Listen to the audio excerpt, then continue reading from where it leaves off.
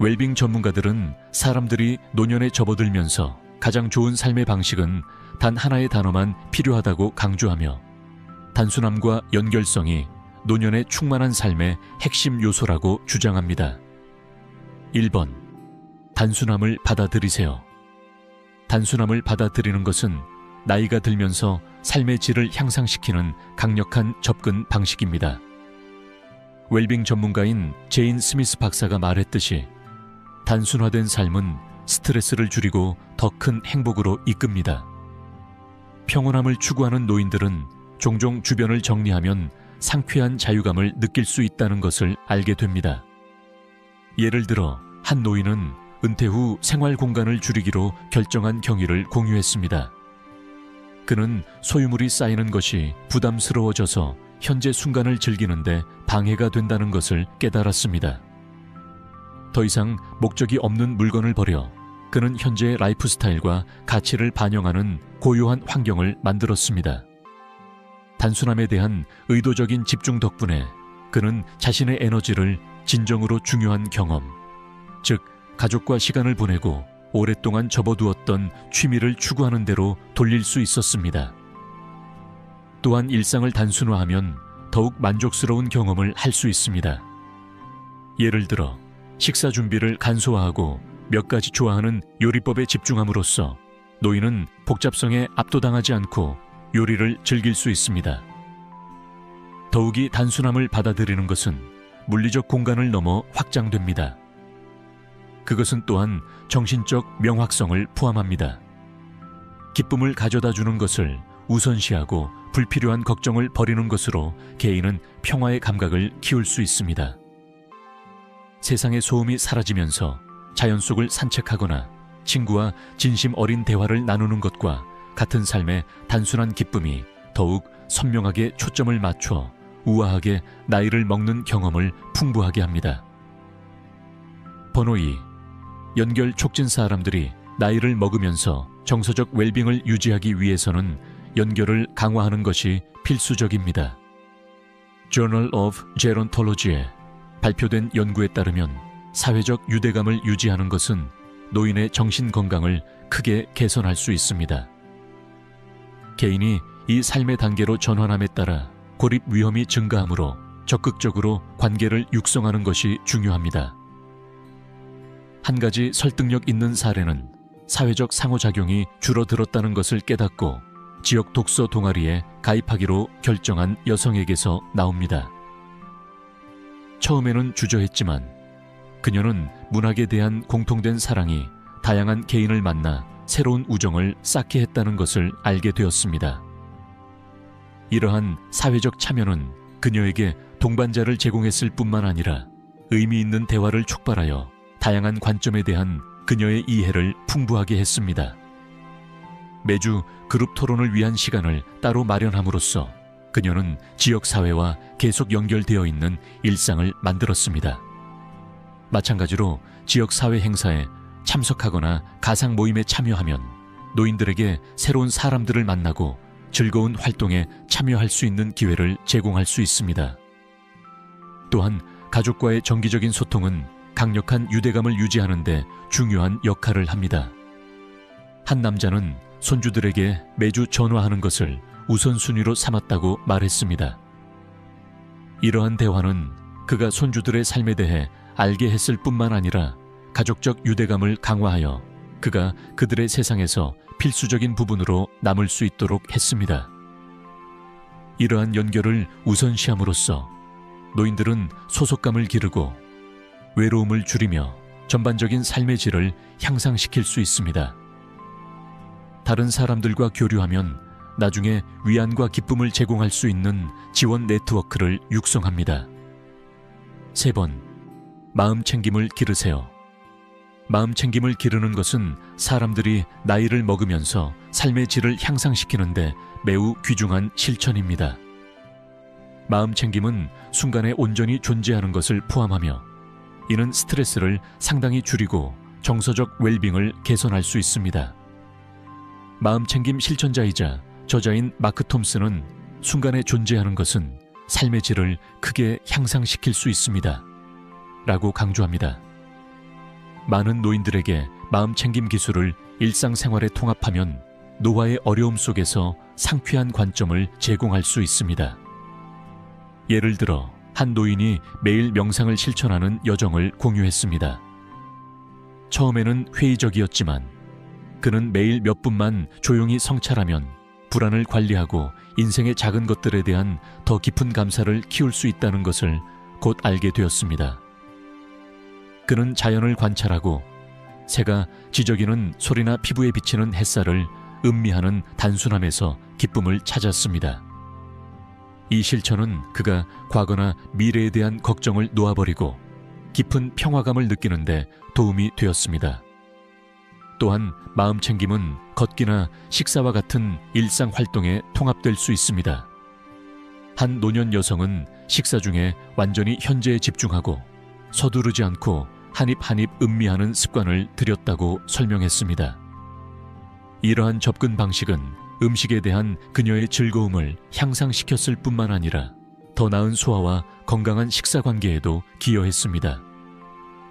마음챙김을 받아들이면 노인들은 차분함과 명확함을 느낄 수 있으며 노화의 복잡성을 더 쉽고 즐겁게 헤쳐나갈 수 있습니다. 현존을 향한 이러한 변화는 평범한 순간을 행복과 성취의 원천으로 바꿀 수 있습니다. 4번, 감사하는 마음을 실천하세요. 감사하는 마음을 실천하는 것은 노인의 정서적 웰빙을 크게 향상시킬 수 있는 변형적 접근 방식입니다. 심리학자 에밀리 클라크 박사에 따르면 자신이 감사하는 것을 정기적으로 인정하면 삶에 대한 긍정적인 전망으로 이어질 수 있습니다. 개인이 나이가 들면서 삶의 축복을 되새기는 것이 더욱 중요해지며 직면할 수 있는 어려움에 대한 균형을 제공합니다. 이 실천은 인식된 손실과 어려움에서 벗어나 현재 순간에 대한 감사로 초점을 옮기는 데 도움이 됩니다. 예를 들어 한 노인은 자신의 삶 속에 작은 기쁨을 인정하는 방법으로 감사일기를 시작했습니다. 그녀는 매일 화창한 날, 친구의 전화, 맛있는 식사 등 감사한 3가지 일을 적었습니다. 시간이 지나면서 이 간단한 행동이 그녀의 사고방식을 바꾸어 종종 간과되는 일상의 순간에 대한 더 깊은 감사를 키웠습니다. 그녀는 이 실천이 그녀의 기분을 개선할 뿐만 아니라 주변 환경과 삶 속의 사람들과 더 많이 연결되도록 격려한다는 것을 알게 되었습니다. 일기를 쓰는 것 외에도 다른 사람과 감사를 나누는 것은 관계를 강화할 수 있습니다. 한 남자는 모임에서 가족 구성원에게 감사를 표하기 시작하면서 각자에게 감사하는 구체적인 이유를 공유했다고 말했습니다. 이러한 관행은 그의 관계를 더욱 돈독하게 만들었을 뿐만 아니라 가족 행사에서 따뜻하고 긍정적인 분위기를 조성했습니다. 고마움을 실천하면 노년기에 더 풍요롭고 만족스러운 경험을 할 수 있으며 인생의 작은 승리를 축하하고 자신의 여정에 대한 긍정적인 전망을 키울 수 있습니다. 번호 5. 독립성을 유지하세요. 독립성을 유지하는 것은 개인이 나이를 먹으면서 자존감과 전반적인 삶의 질을 향상시키는 데 중요합니다.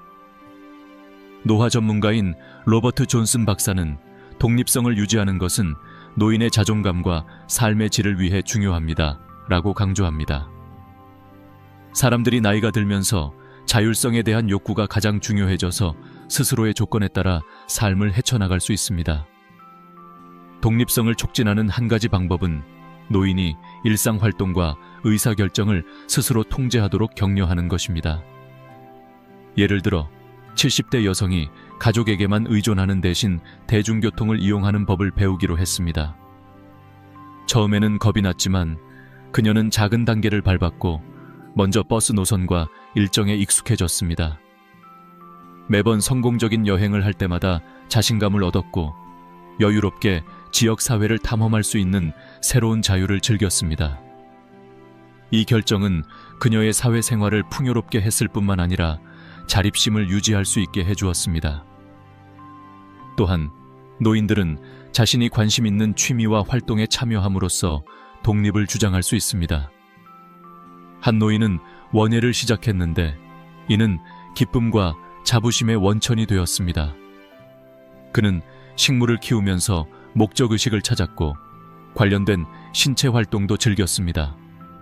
독립을 장려한다는 것은 또한 노인의 선택을 존중하고 그들이 자신의 삶에 영향을 미치는 결정을 내릴 수 있도록 하는 것을 의미합니다.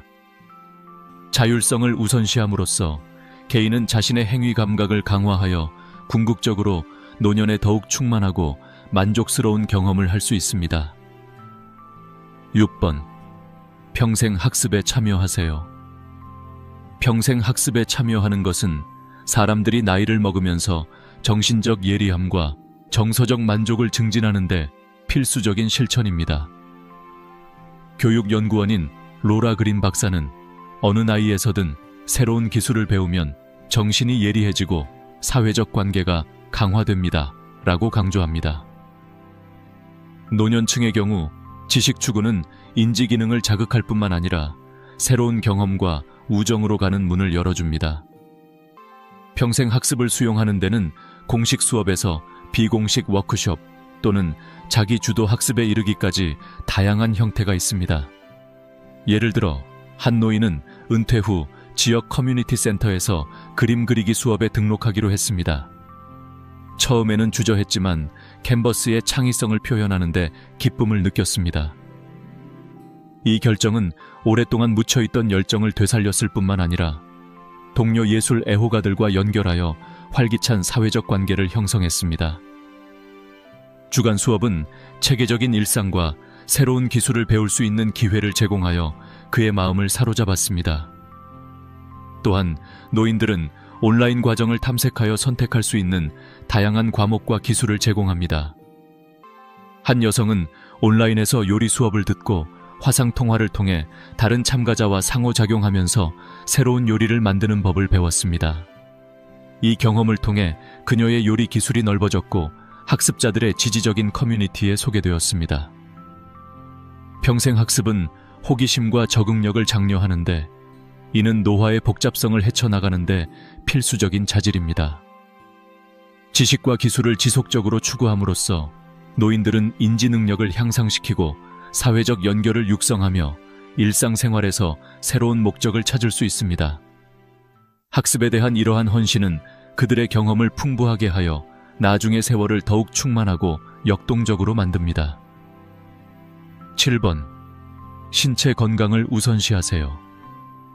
신체 건강을 우선시하는 것은 개인이 나이를 먹으면서 웰빙과 장수를 증진하는 데 필수적입니다.